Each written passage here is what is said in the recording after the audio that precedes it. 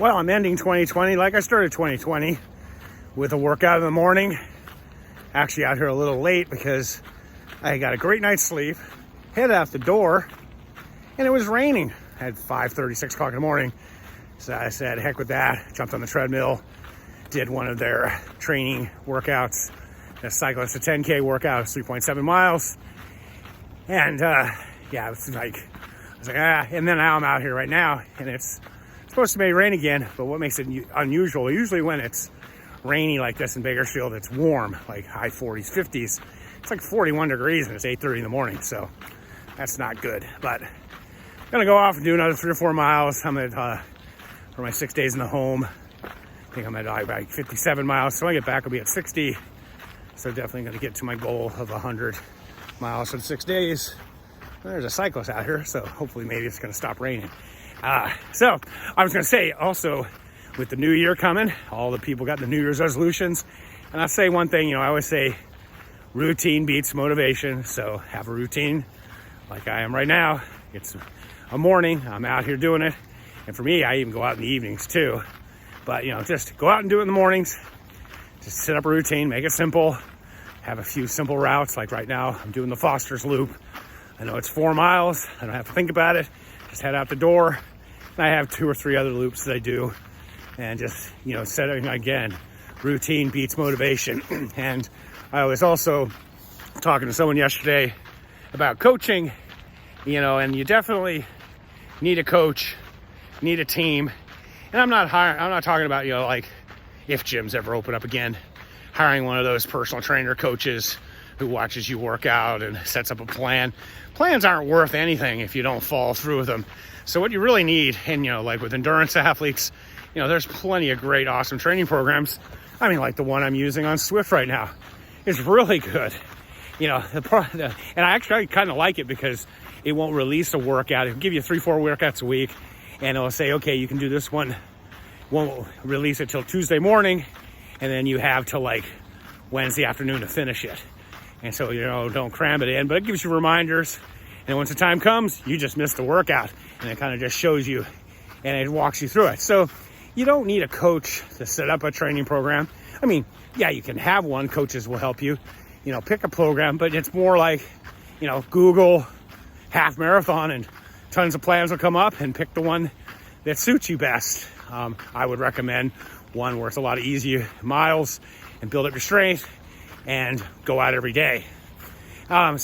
But what you need a coach for is accountability, to make sure you get out there and do it every day, and also help you set up a routine.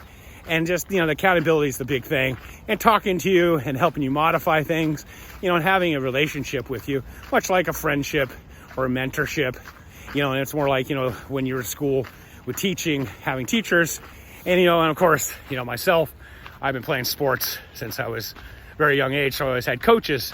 And, that's kind of the whole thing I think works best.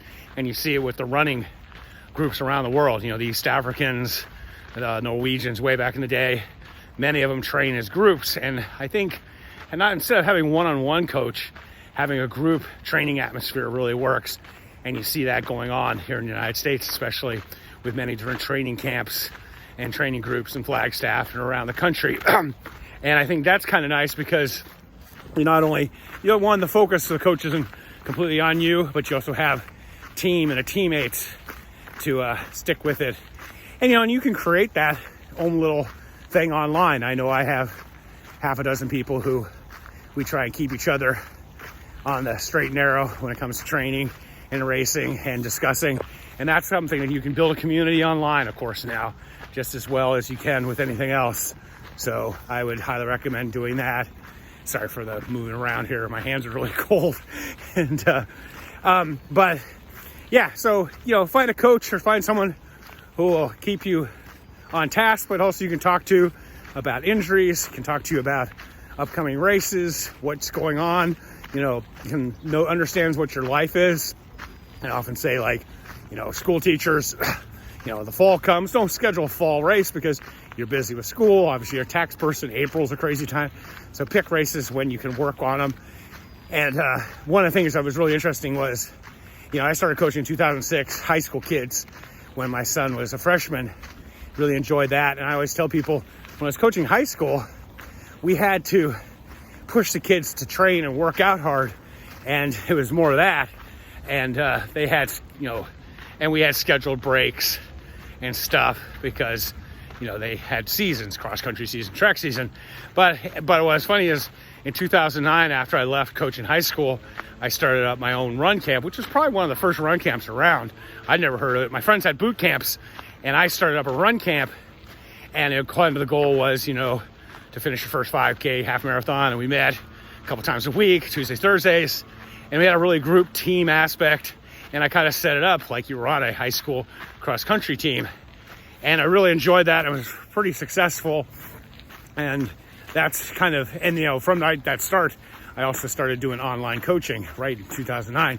So what I'm saying is, but what happened was with the kids, I had to push them to get them to, train and work out.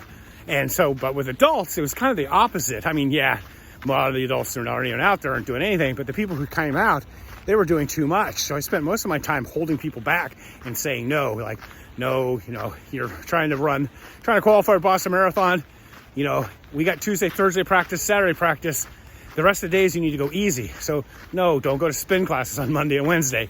It's not going to make you, better and qualify for Boston or whatever your goal is.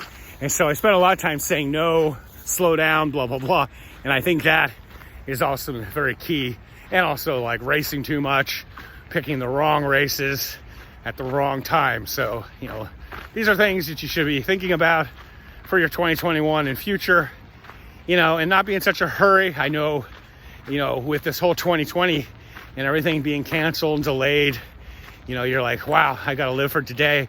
I'm going to go out and do all the things I haven't been able to do. But kind of look at it long term and don't just go rushing into stuff and then realize, you've done too much and just burned out and then not enjoy it anymore. So that's my own little before the new year is get out there and build a community, find a few people or someone who can keep you on task and keep you going.